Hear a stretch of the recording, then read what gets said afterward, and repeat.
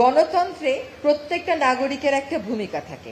আমরা যদি মনে করি নেতা নির্বাচন করে দিলাম নেতাই সব করবে, এটা কিন্তু করবে না। নেতা এবং নেতার পাশে যারা সুবিধাবাদীরা থাকে তারা কখনো এই কাজটা করবে না।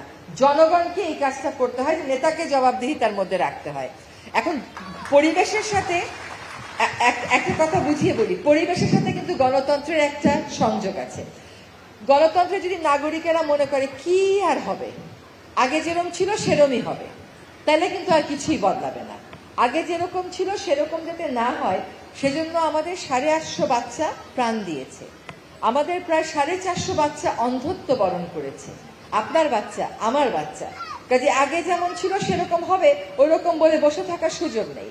আগে যেমন ছিল সেরকম যেন না হয় সেই ভূমিকা আমাদেরকে সকলকে রাখতে হবে। তো পরিবেশের সাথে গণতন্ত্রের একটা সম্পর্ক আছে।